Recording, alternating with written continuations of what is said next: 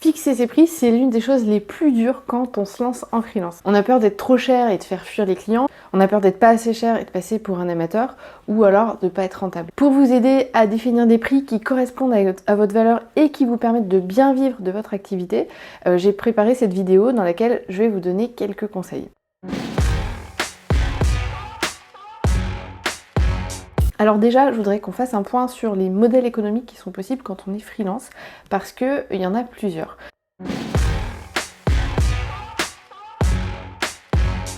Donc le plus courant et le plus répandu, surtout chez les freelances qui débutent, c'est ce qu'on appelle le TJM. TJM, ça veut dire tarif journalier moyen. En gros, l'idée, c'est que vous fixez un tarif horaire ou un tarif journalier, et donc les clients achètent votre temps. Finalement, vous allez lui dire, pour ça, je prévois 2 jours de travail, une journée de travail, c'est 400 €, donc mon prix, là, ça va être 800. L'avantage, c'est que c'est clair pour tout le monde. La difficulté, c'est que ça vous demande d'acquérir la compétence, d'estimer le temps qui va être nécessaire pour la réalisation de la mission. On va y revenir plus tard dans la vidéo. Je vais vous expliquer comment faire. Il y a le forfait. En gros, le forfait, c'est de définir un prix pour une mission. Alors, c'est clair pour tout le monde. Tout le monde comprend que pour ce prix, il y a tel résultat. Par contre, c'est indispensable pour vous, avec votre prospect, avec votre client, de très bien cadrer le périmètre de la mission pour que vous ne vous retrouviez pas avec un client qui est toujours en train de vous demander plus que ce pourquoi il avait payé. Pourquoi c'est intéressant le forfait? Parce que au fil des missions, vous allez être de plus en plus efficace dans votre travail, et donc si vous vendez votre temps, vous allez être perdant, parce que comme vous devenez de plus en plus efficace, pour une action donnée, vous allez mettre moins de temps, donc ça veut dire que vous factureriez moins de temps, et donc vous gagnez moins d'argent. C'est un peu dommage. Le forfait, il vous évite ça. Ce qui est important, c'est pas le temps que vous passez, c'est le résultat que vous apportez au client.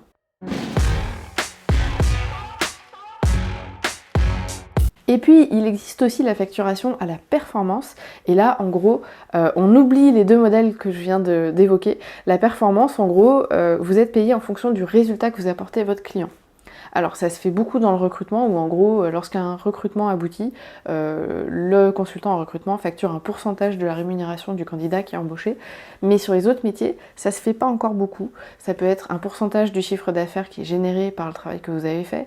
Ça peut être plein de choses en fait, que vous définissez avec le client. Et donc, l'avantage, c'est que c'est pas plafonné.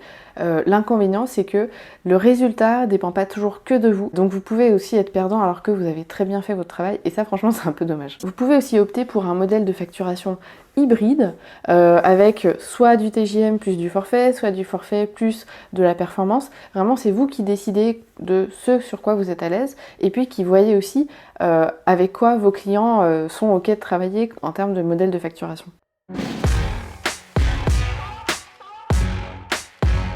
Alors, pour bien définir votre TJM, si c'est le modèle de facturation pour lequel vous optez, surtout si vous démarrez, je vais vous donner quelques conseils. Déjà, la première chose, c'est que vous pouvez avoir plusieurs TJM.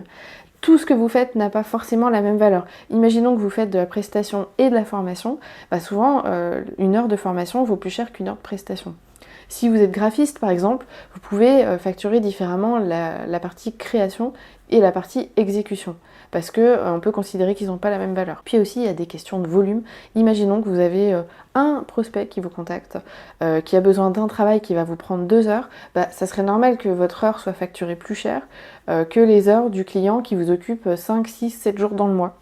Il y a une question de volume aussi qui est à prendre en compte. Donc là, je vous dirais que la première étape, c'est de clarifier les services que vous allez proposer, parce que du coup, ça va vous permettre de savoir exactement ce que vous vendez, et donc c'est plus facile quand on sait ce qu'on vend de façon exacte, de mettre un prix. Je vous conseille aussi de faire un point sur les dépenses que vous allez avoir dans le cadre de votre activité. Quelles sont vos charges? Alors, première chose, c'est les cotisations sociales. Et là, elles dépendent de votre statut.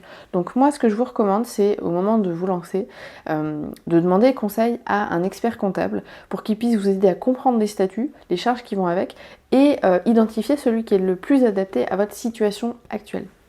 Donc si vous voulez un comptable qui est spécialisé dans les freelances, vous pouvez contacter le mien, c'est l'expertcomptable.com. Je suis avec eux depuis 2019 et ils proposent pour les futurs et nouveaux freelances un rendez-vous téléphonique de 30 minutes qui est gratuit, qui vous engage à rien, pendant lequel ils peuvent vous aider à comprendre les statuts et à comprendre surtout lequel est le plus pertinent pour vous dans votre situation actuelle. Je dis actuel parce que ça peut évoluer par la suite, mais c'est bien d'avoir un comptable qui vous aide à faire le choix au départ.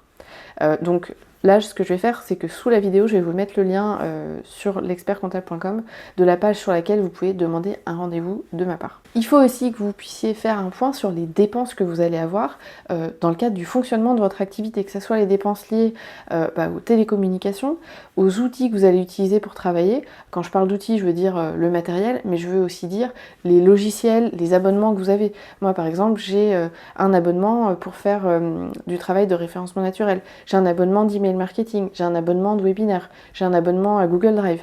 En fait, il faut que vous fassiez le point sur tout ce dont vous allez avoir besoin pour travailler et qui va vous coûter de l'argent, parce que tout ça, ça doit être pris en compte dans le calcul de vos tarifs. Et puis, il faut aussi penser à une chose, c'est votre protection sociale. C'est plus votre employeur qui en a la charge. Ça veut dire que ça va être à vous de prendre une mutuelle, ça va être à vous de prendre un contrat d'épargne retraite si vous en voulez un. Peut-être un contrat de prévoyance aussi. Donc tout ça, ça a un coût. Et donc ça fait partie des choses qui doivent être claires dans votre esprit au moment de fixer vos prix. Et puis il y a un truc trop pratique pour vous aider à comprendre les prix des autres, c'est le baromètre Malte. Je vais vous mettre le lien sous la vidéo aussi. Donc le baromètre Malte, il va vous permettre pour une compétence qui vous intéresse, la vôtre, c'est le mieux, d'aller voir quels sont les prix quels sont les tarifs que pratiquent les autres en fonction de leurs compétences, de leur niveau d'ancienneté et de leur localisation. Ça, c'est une aide hyper précieuse parce que moi, je vous recommande quand vous démarrez de vous mettre dans le marché. Donc là, au moins, vous connaîtrez le marché. Ne pensez pas que vous allez vendre 5 jours par semaine parce que vous n'allez pas tout facturer. Déjà, il y a du temps de travail qui n'est pas facturable. Votre temps d'administratif, de prospection, communication, de participation à des événements. Quand vous vous formez, quand vous faites de la veille, ça se facture pas. Pourtant, c'est du temps de travail. Et puis, il y a du temps où vous n'allez pas travailler. Vous allez prendre des vacances. Vous allez peut-être parfois être malade, avoir des rendez-vous médicaux. Et tout ça, du coup, fait que vous allez facturer en moyenne entre 10 et 15 jours par mois sur les mois où vous travaillez sans vacances. Et donc, vraiment, moi, mon conseil final sur le TJM, c'est de faire en sorte d'être dans la moyenne du marché. Faites pas l'erreur d'avoir des prix trop bas. C'est très répandu au début. On se dit qu'on va attirer plus de clients comme ça, mais c'est pas vrai. Un prix bas, ça vous donne une image de mauvaise qualité de service. Vous êtes du low cost. Donc vous attirez des clients qui sont intéressés que par le prix bas et qui comprennent pas l'importance et la valeur de ce que vous faites. C'est des clients avec qui ça se passe pas toujours bien parce qu'ils en demandent beaucoup et ils ont l'impression d'avoir dépensé beaucoup d'argent alors que pas forcément. Ils sont très difficiles à satisfaire et c'est pas des missions qui sont épanouissantes.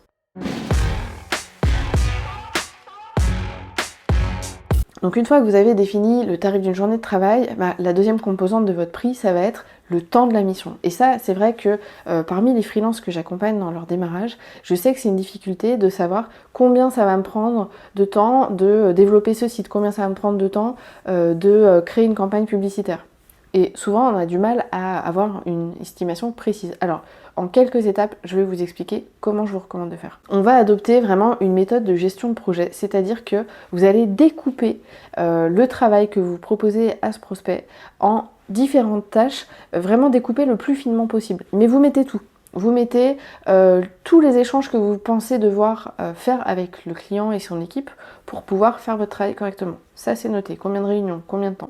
Même si vous vous dites, non, je peux pas faire payer pour ça, c'est du temps de travail. Tous les préparatifs de votre côté, tout ce que vous avez à faire dans le cadre de la mission, les tests, les vérifications, la présentation au client, les allers-retours avec lui pour faire des ajustements, tout ça, ça doit figurer dans un tableau. Vous mettez un tableau avec tout ça. Ensuite, c'est pas la partie la plus difficile, on y arrive, la partie plus difficile, c'est pour chaque tâche, chaque ligne de votre tableau, estimer le temps que vous allez mettre pour faire ça. C'est estimatif et au début, il faut mettre quelque chose. Donc essayez de vous référer à ce que vous avez déjà fait précédemment, à ce que vous imaginez. C'est pas exact, au début vous allez vous planter, c'est normal, vous inquiétez pas. Et justement, je vous encourage dès vos premières missions à chronométrer ce que vous faites avec des outils comme Toggle. Dès que vous faites quelque chose, hop, vous le chronométrez et puis comme ça, vous aurez une petite base de données à laquelle vous référez quand vous aurez des prochains chiffrages à faire.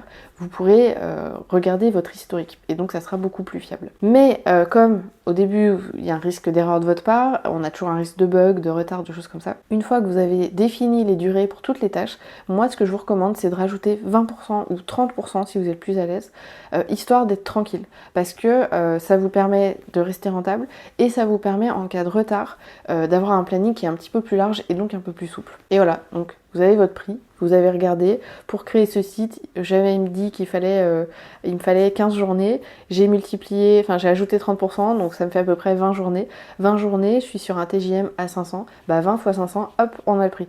Voilà, c'est assez simple en fait. Et du coup, l'autre avantage d'avoir fait ça, c'est que quand vous allez présenter votre prix au prospect, souvent il va se dire que c'est un peu cher, il va vous demander comment ça se fait que ça soit si cher. Bah, vous avez vraiment des arguments là pour lui expliquer, c'est parce que je vais passer du temps, beaucoup de temps sur ça, beaucoup de temps sur ça, et là il va dire ah oui d'accord, il va prendre plus facilement la mesure du travail qu'il vous a demandé, et donc il comprend mieux votre prix. Pour faire des forfaits, souvent il faut un petit peu plus d'expérience, un petit peu plus de recul. On a du mal à le faire souvent quand on se lance. Donc souvent on commence par le TJM et ensuite on bascule sur du forfait. Donc l'idée c'est de proposer un service en étant vraiment hyper précis sur ce qu'il contient. Et donc on propose un prix qui va avec. Vous voulez un site web de 5 pages? Ok, bah je vous propose un forfait à temps. Tout simplement. Alors, c'est moins corrélé au temps que vous allez passer sur la mission, mais plutôt au résultat que vous allez apporter au client. Et l'avantage, c'est que ça vous permet d'être moins plafonné en termes de chiffre d'affaires, parce que si vous vendez des journées de travail, dans le mois, vous ne pouvez pas en vendre 40. Alors que si vous créez des sites internet, par exemple, et que vous avez réussi à créer une méthode qui vous permet d'aller vite, de réutiliser des choses que vous avez déjà faites, finalement, des sites internet, vous allez pouvoir faire un paquet, et avoir un chiffre d'affaires qui sera plus important. C'est très clair pour le client, il sait combien il paye, il sait ce qu'il aura en retour. Pour vous, en général, il y a aussi un peu moins de compte à rendre parce qu'il s'en fout du temps que vous y passez finalement. Le risque réellement sur les forfaits, c'est que le client en veuille toujours plus, donc il faut que dès le départ, il soit très clair pour vous et pour lui, qu'est-ce que contient ce prix, et qu'il sache que s'il vous demande quelque chose en plus, ce sera facturé en plus. Voilà. Donc ça c'est hyper important si vous voulez vous en sortir, respecter vos délais et être rentable. Et puis il y a la facturation à la performance. Il n'y a pas beaucoup de freelances qui le font parce que c'est risqué. Moi par exemple, on me l'a déjà demandé, je fais une campagne publicitaire et le client me verserait un pourcentage des ventes qu'il a générées grâce aux campagnes. Et si moi je peux pas modifier le site internet, j'ai pas la main jusqu'au bout, donc ça m'embête de prendre le risque d'être rémunéré en fonction de quelque chose qui dépend pas de moi. Donc à vous de voir, ça peut être un complément, vous pouvez faire un forfait plus la performance. C'est important de sonder votre marché, de comprendre ce qu'ils sont prêts à payer, ce qui est normal pour eux, et ce sur quoi vous êtes à l'aise. Alors j'espère que cette vidéo va vous aider à définir vos tarifs ou à les faire évoluer si vous êtes déjà freelance. Pour rater aucun de mes prochains conseils, je vous conseille de faire deux choses. La première, c'est de vous abonner à cette chaîne YouTube et la deuxième, c'est d'aller sur mon site pour vous abonner à la newsletter. Je vous mets le lien juste sous la vidéo et je vous dis à très vite.